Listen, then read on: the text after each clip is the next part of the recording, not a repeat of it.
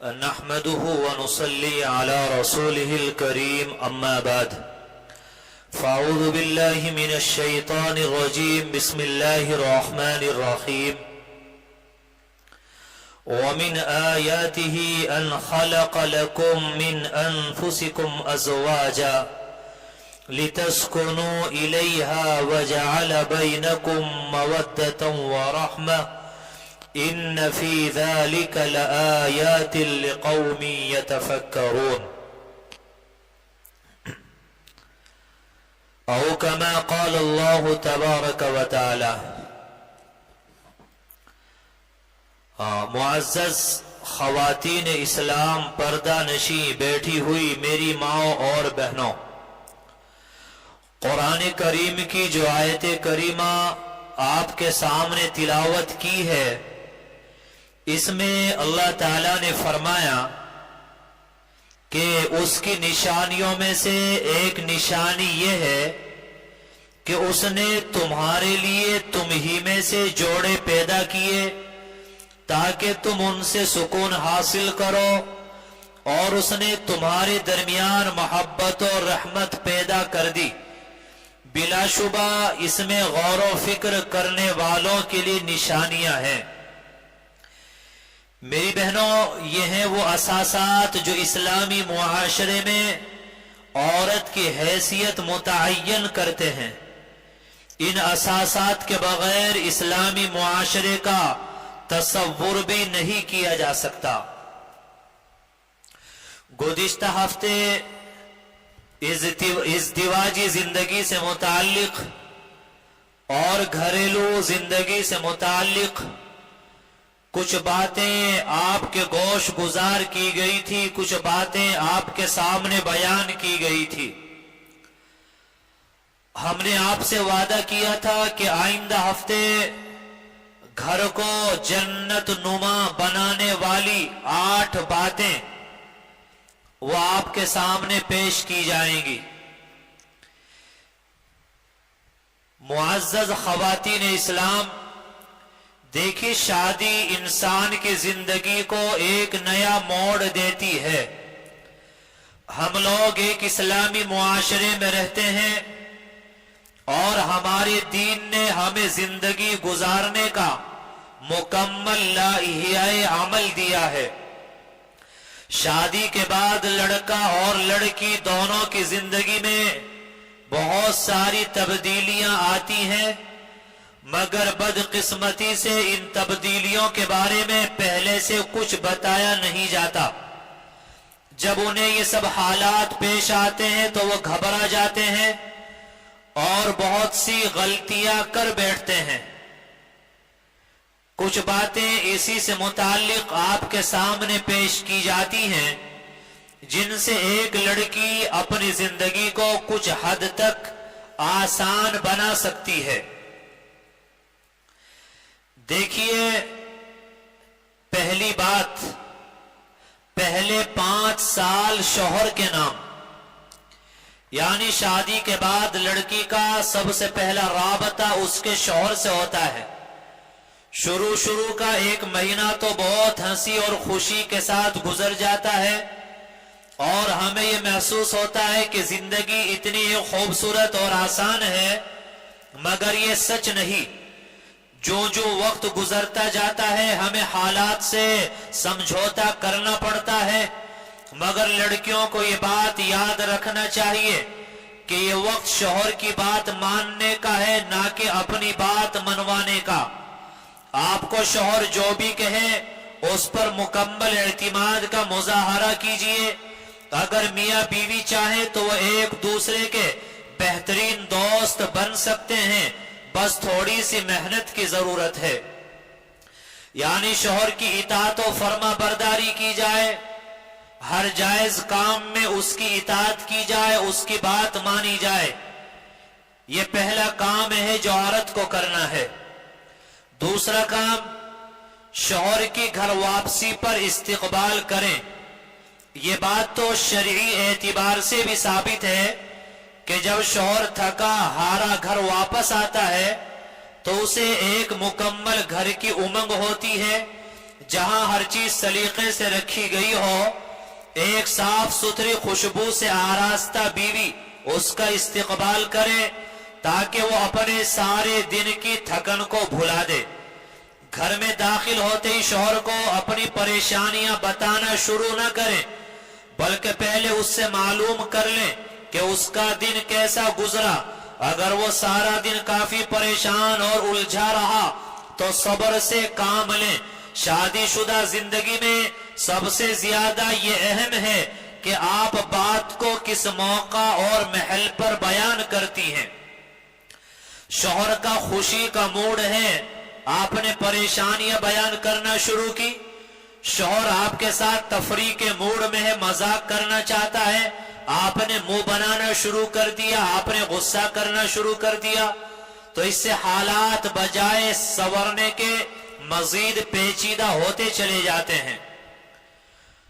اور تیسرا کام کہ شوہر کو ماں باپ سے ہرگز دور نہ کریں۔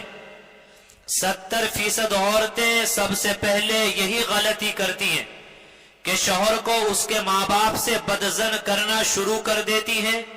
انسانی عقل اس بات کو کیسے مان لے کہ وہ ماں باپ جس نے ایک لڑکے کو پڑھایا لکھایا، اس کی تربیت کی، اس کی شادی کرائی، اس کی ہر ضرورت پوری کی، وہ شادی ہوتے ہی انہیں اپنا دشمن سمجھ بیٹھے، کوشش کرے کہ آپ کی ساس اور نندوں سے بن جائے۔ اگرچہ یہ لڑکی کے لیے سب سے مشکل مرحلہ ہوتا ہے، مگر پھر بھی ناممکن نہیں۔ اور یہ بات یاد رکھیں کہ اگر آپ نے اپنی ساس اور نندوں کا دل جیت لیا ہے تو اب شوہر کا دل جیتنا مشکل نہیں ہے۔ تو آپ اس چیز کا خیال کریں۔ چوتھا کام کہ شوہر کی کمائی کو نصیب سمجھ کر قبول کریں۔ عقل مند بیوی وہ ہوتی ہے جو اپنے شوہر کی کمائی پر گزارا کرے، شوہر کو بار بار پیسوں کا مطالبہ کر کے پریشان نہ کرے۔ کوشش کیجئے کہ اپنا مہینے وار بجٹ بنا سکیں تاکہ آپ ایک حد میں رہتے ہوئے رقم خرچ کریں۔ آج جو لوگ کہتے ہیں کہ کاروبار نہیں ہے، یہ جو عورتیں کہتی ہیں کہ گھروں میں برکتیں نہیں، یاد رکھنا آج ہمارے گھروں کے اندر فضول خرچی کی جا رہی ہے، اسراف کیا جا رہا ہے۔ جہاں خرچ نہ کرنا چاہیے وہاں پر خرچ کیا جا رہا ہے۔ اس کی وجہ سے بے برکتی آ گئی، پریشانی آ گئی، اور گھر کا چین اور سکون لٹ گیا اور سب کے سب پریشان ہو گئے۔ پانچواں کام یہ ہے کہ ہمارے معاشرے میں ساس اور بہو کی لڑائی کی ایک اہم وجہ بہو کا اپنے ماں باپ کے گھر جانا ہے۔ ساس کی خواہش ہوتی ہے کہ اس کی بہو اپنے نئے گھر میں اپنا دل لگائے، اس کی خدمت کرے۔ دوسری طرف لڑکی چاہتی ہے کہ اپنے ماں باپ کو بھی وقت دے۔ بے شک بہو چاہے جتنی بھی خدمت گزار کیوں نہ بن جائے، مگر جیسے وہ میکے جانے کا ارادہ کرتی ہے تو ساس کے چہرے پر شکن پڑ جاتی ہے۔ ان سب مسائل سے بچنے کے لیے چاہیے کہ بیوی اپنے شوہر کی مدد سے اپنے میکے جانے کا دن متعین کرے، اور یہ بھی دھیان رہے کہ جو دن مقرر کرے اس دن اس کے سسرال میں مہمان کی آمد و رفت کم سے کم ہو۔ آج کل کیا ہوتا ہے کہ وہ بہو جو آس پاس کی ہوتی ہیں، محلے کی ہوتی ہیں یا قصبے کی ہوتی ہیں، تو سب سے بڑا مرض یہ ہوتا ہے کہ سسرال میں آج مہمان آنے ہیں اور یہ اپنے گھر چلی جاتی ہے۔ آج سسرال میں کوئی کام ہونا ہے اور یہ اپنے گھر چلی جاتی ہے۔ بعض بہوؤں کی عادت یہ ہوتی ہے کہ شوہر آئے تو گھر آ گئی، آج شوہر اپنے کام پر گئے تو وہ اپنے گھر کو نکل گئی۔ تو اس سے ساس اور نند اور گھر سسرال والوں کا آپ ہرگز دل نہیں جیت سکتی۔ بعض مرتبہ عورت چاہتی ہے میں سب کے دل پر راز کروں، سب کوئی مجھ سے محبت کریں، ایسا نہیں ہو سکتا جب تک آپ اپنے آپ کو نہ بدل لیں۔ تو اس بات کا بھی خیال کرنا چاہیے۔ یہ بہت بڑی غلطی اور بے وقوفی ہوتی ہے کہ سسرال میں کوئی خوشی ہے، کوئی پروگرام ہے، مہمان آنے ہیں، آپ اپنے گھر کو چلے گئے، تو یہ بڑی بے وقوفانہ حرکت ہوتی ہے۔ اس سے دلوں میں دوریاں پیدا ہوتی ہیں، نفرتیں پیدا ہوتی ہیں۔ چھٹی بات کہ شوہر کے موڈ کے مطابق آپ اپنا موڈ بنائیں۔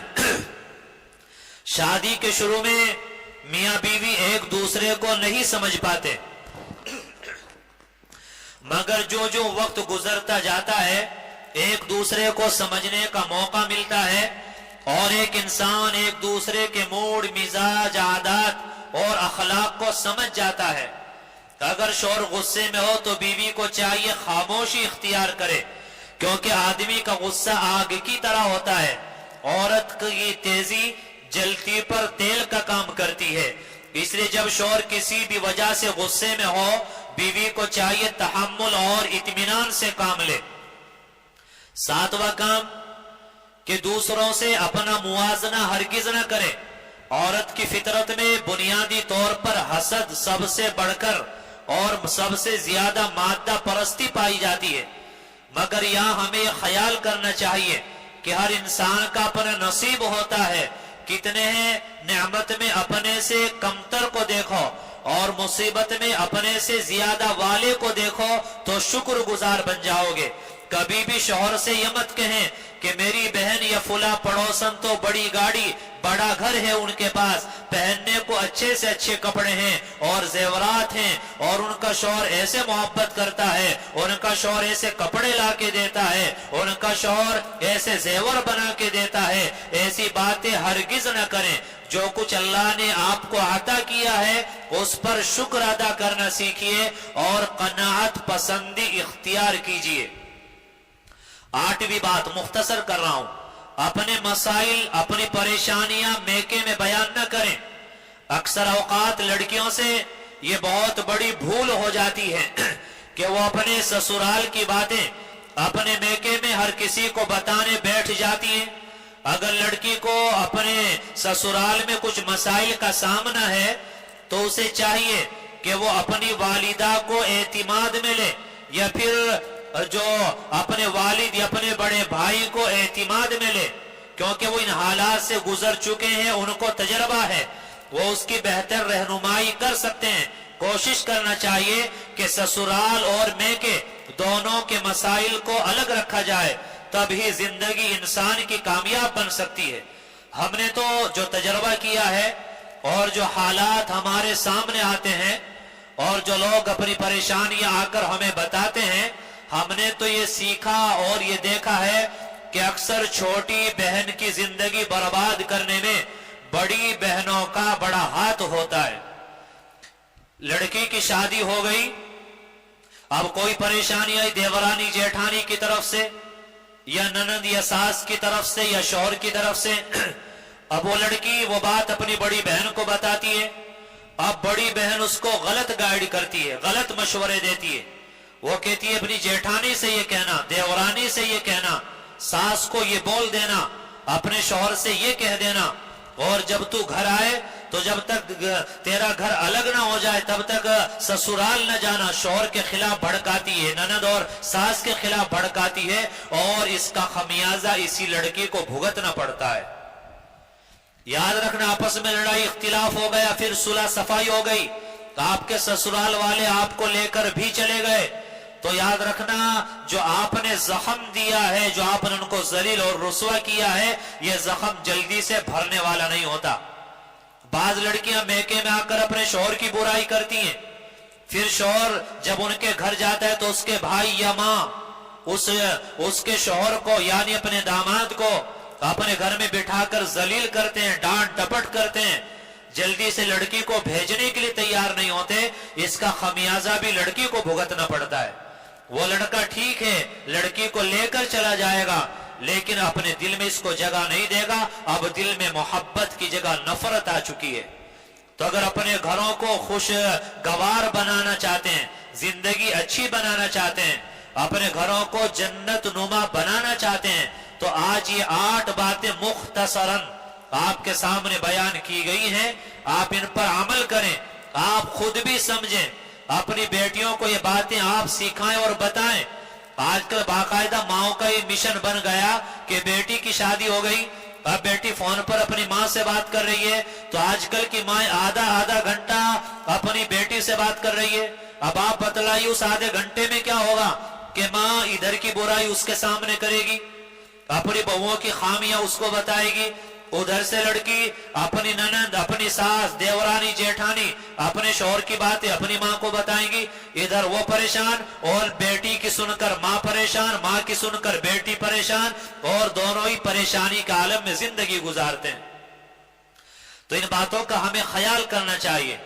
آپ بیان سننے کے لیے آتے ہیں، آپ دعا کے لیے آتے ہیں، تو جو باتیں بیان کی جاتی، جب آپ کو اعتماد ہے، آپ کو یقین ہے، تو آپ سوچیں کہ یہ باتیں بڑے تجربے کے ساتھ اللہ سے دعائیں کرنے کے بعد آپ کو بتائی جاتی ہیں، تو ہم ان پر عمل کریں۔ اللہ کہنے سننے سے زیادہ عمل کی توفیق نصیب فرمائے۔ وآخر دعوانا